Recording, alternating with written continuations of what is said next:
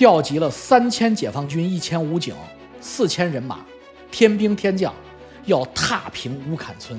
大家知道乌坎村有12000人，5大家族临时组织了400当过兵的，组织了400个这个特种兵啊护村队，和4000解放军对峙，在汕尾就偷偷的把地卖了。这是一个起义的价格，550块足够构成了起义。我们要起义了！也起义之前，中国老百姓还是很怂的嘛，还是很讲法律的。有一个小村子叫乌坎村，乌坎村在10几年以前发生了个大事儿，直到今天，乌坎事件还是海外民运的一块大金字招牌啊。乌坎村有个那个地方宗族势力还在，也就是说，共产党土地革命对那个地方反而影响没有对山河4省这么狠。乌坎村是个很大的村子，一般的中国农民大家都有这概念，5000人都算大村了。乌坎有12000人，一个村啊，乌坎村有12000人啊，它在好多地方都一个乡镇的这个水平了。12000人的个大村子啊，就是这个地方有5大宗族，就我说这个基层社会凝结核还在5大宗族，这5大宗族是5个姓，民风剽悍啊，占地面积也很大，因为它大嘛，依山傍海，地理位置非常好。5大姓5大宗族垄断了这个村，结果呢，其中这个村的这个政治权力啊，就是这个村长、村委书记的权力啊，被少数人啊，就是长期垄断。因为改革开放之前啊，当村长、当村委书记也没有什么的甜头油水，别的宗族势力也没当回事儿。结果房地产热一开发啊，这个房地产热一开始，制造业一崛起，那乌坎不一样了，乌坎的农地值钱了。照说乌坎原来那个前不着村后不着店那地方，那地也不值钱呀。但是改开了吗？全球化了吗？不一样啊。乌坎村那个时代就是2011年那个时代啊，就是他闹事的时候。2011年汪洋主政广东的时候啊，2011年乌坎闹事的时候，正是中国全球化起步的时候。那什么时候？你想想，那就是王叔正在研究移民的时候嘛，也是我正好做完了那个金叶珠宝借壳光明家具的那个项目的事儿嘛。大家记得我当时给王志伟了7个亿，王志伟拿了7个亿现金退出，就是金叶珠宝老王，他虽然不是海丰的，但是他是东莞后街的嘛，他拿了7个亿的现金，兴高采烈的告诉我，他买了3500亩地。大家记得我给大家讲过吧？那个年代，所有的中国人都像着了迷一样去农村买地，那就是广东的，都觉得这个世界工厂会越做越大，一直做到火星上去啊。他不知道世界还有一个顶峰啊，马上就到了，2012年就到了，对吧？2011年还在那，乌坎也出了这个事儿，所以当时的乌坎村的这个村委会的村官呢，就偷偷的把地卖了，卖了多少呢？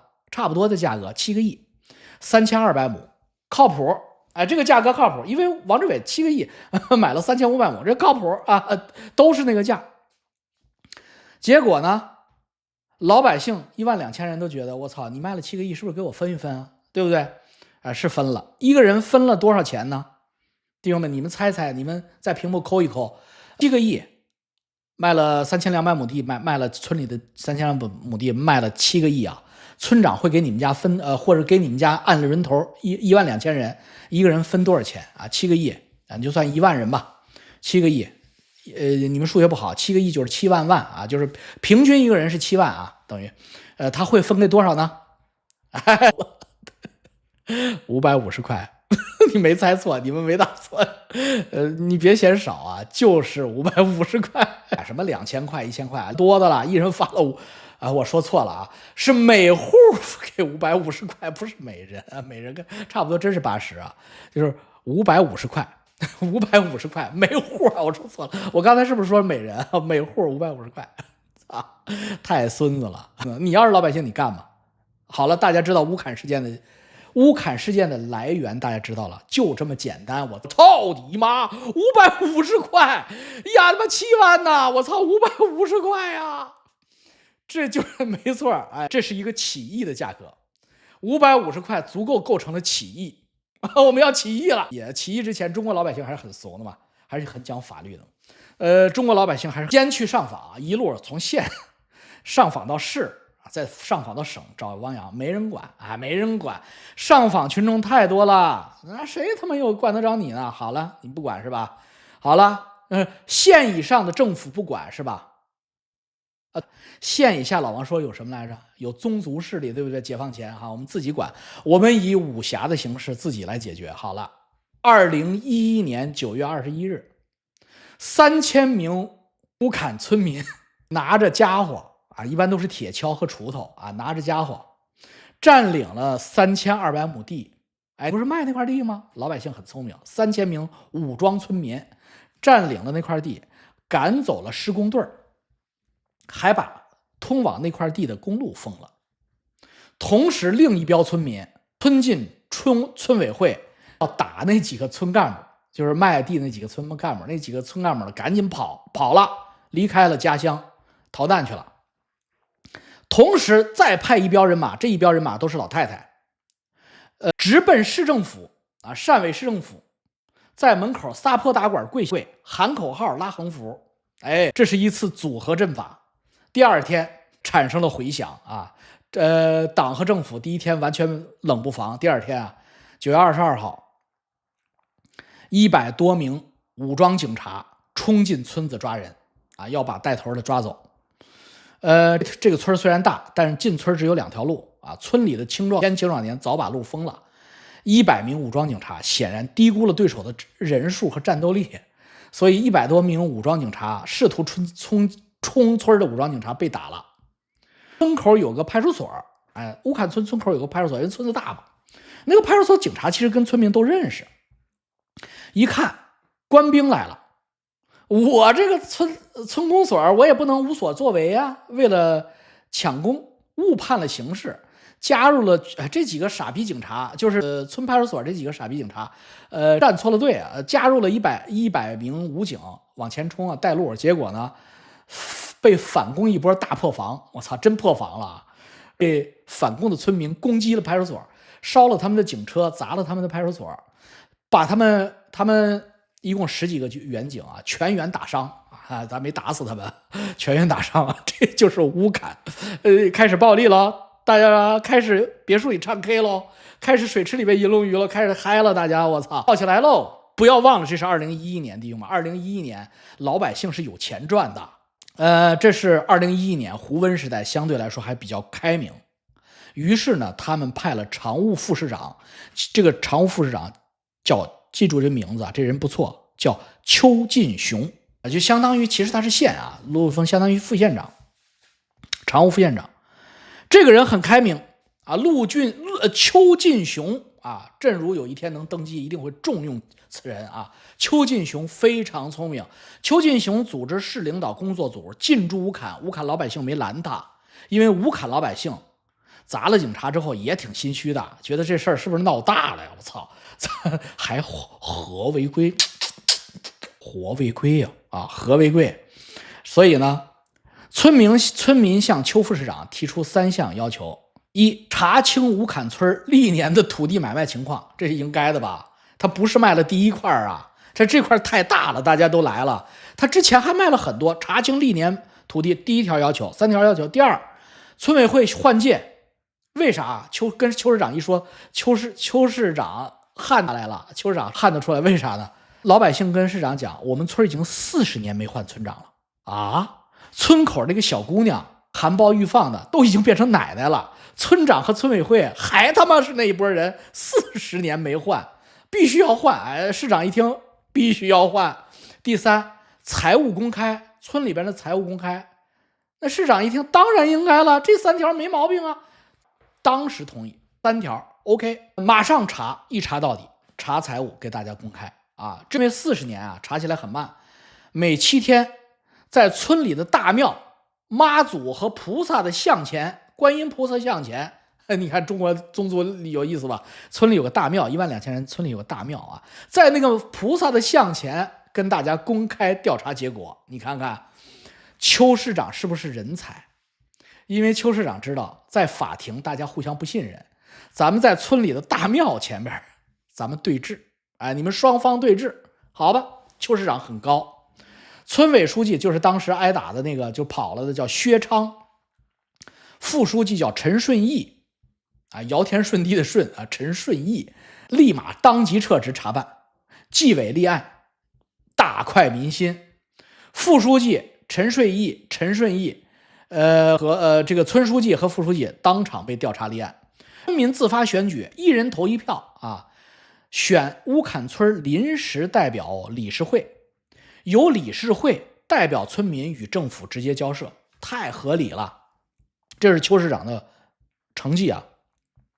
政府不是承诺7天公布一次结果，上大庙里边去对账吗？结果呢，大家知道中国人的这个特质啊，就是彼此之间啊，涉及到钱的问题上，在祖面前，在观音面前，也他妈的各执一词，哎，人人都觉得自己占理，无法官相护，无法查清，查了2个月，从9月22号邱市长把这事摆平，到11月21号，整整查了2个月，还他妈没查完，黄花菜都凉了。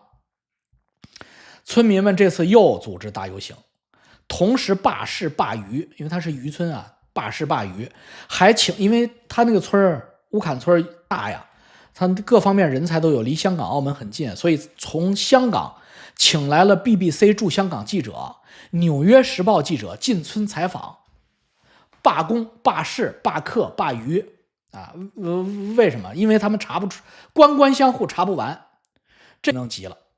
这一弄，他妈的陆丰说了不算了，就是邱市长说了不算了，无能解职，汕尾市领导亲自出面，就属于太白金星下去，以敬哪吒听令，你们去把那个乌坎的妖猴给我震了吧！哎，太白金星说让他们当弼马温，看了给脸了。太白金星就是邱市长被拿下，汕尾市领导啊，如天兵天将一般，立马宣布，邱市长说让大家组织的那个村民临时理事会为非法组织，调集了3000解放军、1000武警、4000人马，天兵天将，要踏平乌坎村。大家知道乌坎村有12000人啊，这时候都回去了。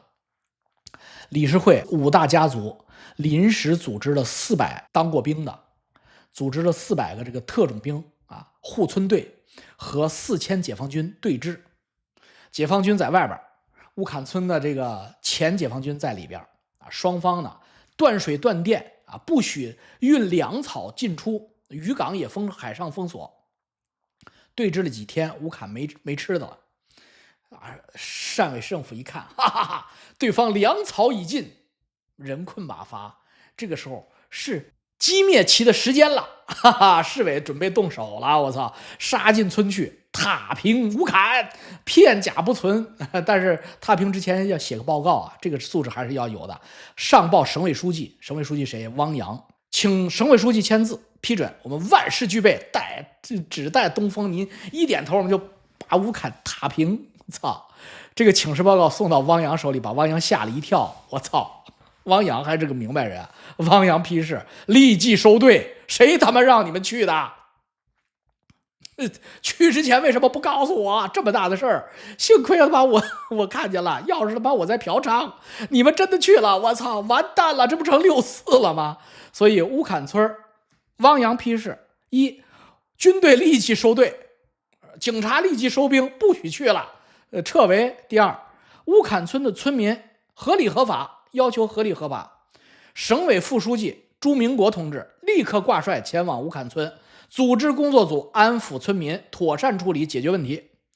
朱明国拿了汪洋的尚方宝剑，前往乌坎村，当场宣布：第一，村民的诉求合理，政府一定给你们调查清楚；第二，临时委员会啊，是你们合法组织，是你们选的，不是非法组织。第三，政府绝不秋后算账，不会再抓人了。等于省委把市委的都全部推翻了。这场乌坎风波暂时平息。你们想一下，如果汪洋头脑发热，跟蒋介石或者邓小平似的，真的让军队开装甲车进去了，那你想想乌坎村是不是要出人命？至少死个几百人吧。那肯定遭到血洗了。那汪洋是不是？汪洋这一生完蛋了，甚至祖孙3代都会被诅咒的。所以呢，汪洋呢在这里边起到了力挽狂澜的作用。大家要记住汪洋在乌坎村的重要作用，没有汪洋让收队，那个陆丰的那几个傻逼就把乌坎踏平了，因为他们已经围了好多天，那么村里边已经弹尽粮绝了。所以我早就说过，大家都知道，中国共产党是一个有国家的黑社会组织，所以你不能指望着这个黑社会组织里边的人是圣人，是君子。但是呢，这个里边是有良心未泯的，这个必须承认。中国共产党里边是有好人的、好官的，良心未泯，有底线的，有做人的底线的。汪洋先生就是一个有做人底线的人。